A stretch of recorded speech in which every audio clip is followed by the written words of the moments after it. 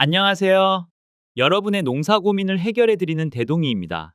오늘은 추운 겨울에도 마늘과 양파가 튼튼하게 자라도록 할 수 있는 꿀팁을 알려드리겠습니다. 그럼 지금 바로 시작합니다. 첫 번째, 비닐 멀칭하기입니다. 마늘과 양파의 월동 준비를 할 때 가장 중요한 작업 중 하나는 비닐 멀칭인데요. 이 작업을 하면 마늘과 양파를 따뜻하게 보호하고 겨울철 낮은 온도로 인한 월동 피해를 방지할 수 있습니다. 비닐을 멀칭할 때에는 적절한 시기를 지키는 것이 아주 중요한데요. 일반적으로는 땅이 얼기 직전인 11월 말부터 12월 초 사이에 비닐을 덮고 날씨가 따뜻해지는 2월 말부터 3월 초에 걷는 것이 좋습니다. 만약 비닐을 너무 일찍 덮으면 온도가 지나치게 올라가서 마늘과 양파가 필요 이상으로 빨리 자라서 작물 뿌리가 약해질 수 있습니다. 또한 마늘의 경우에는 알이 한쪽으로 퍼지거나 적게 형성되는 벌마늘 현상이 생긴다거나 양파의 경우에는 성장이 빨라져서 조기에 꽃대가 올라오는 추대 현상이 발생할 수 있습니다. 반대로 비닐을 너무 늦게 덮으면 추위에 노출되어 동해를 입거나 토양이 얼었다 녹기를 반복하면서 뿌리가 들뜨는 서리빨 피해가 발생할 가능성이 높습니다. 또한 땅이 얼고 난 뒤엔 비닐 덮는 작업 자체도 훨씬 어려워지겠죠? 결론적으로 지역의 기상 상황을 잘 확인해 적절한 시기에 비닐을 덮고 걷는 것이 아주 중요합니다. 비닐은 크게 검정 비닐과 투명 비닐이 있는데요. 검정 비닐은 보온 효과가 뛰어나고 잡초를 억제하는 데 아주 효과적입니다. 반면에 투명 비닐은 햇빛을 더 많이 받아서 땅 온도를 높이는 데 유리하지만 잡초가 잘 자랄 수 있다는 단점이 있답니다. 그래서 여러분의 밭 환경이나 작물 특성에 맞춰서 어떤 비닐이 적합할지 잘 선택하는 게 중요합니다. 멀칭 작업을 할 때는 먼저 두둑 끝부분에 비닐을 흙으로 단단히 고정해 주세요.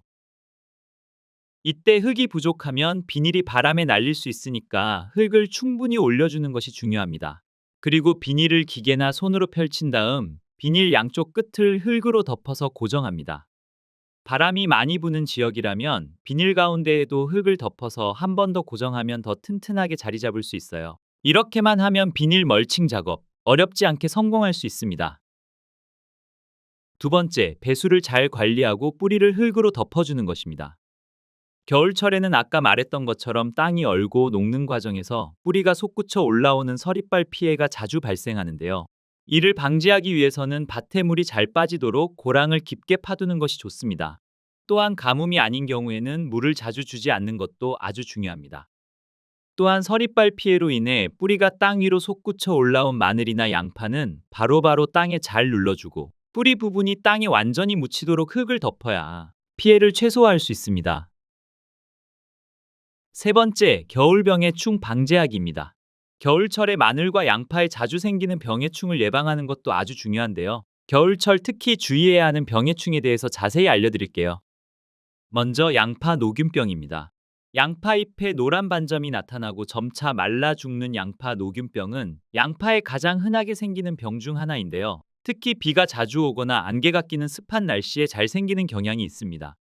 녹균병을 방지하기 위해서는 미리 약을 뿌려서 처방하는 것이 중요한데요. 양파 씨를 심기 전, 월동 전, 월동 후에 약을 뿌리는 것이 좋고, 특히 녹균병이 잘 생기는 곳에는 7일 간격으로 2번씩 약을 뿌리면 사전 예방이 가능합니다.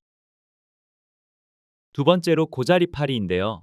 고자리파리는 양파와 마늘의 뿌리를 공격하는 해충으로 특히 뿌리에 알을 낳고 유충이 뿌리를 갉아먹어서 양파와 마늘이 제대로 성장하지 못하게 방해하는 대표적인 해충입니다.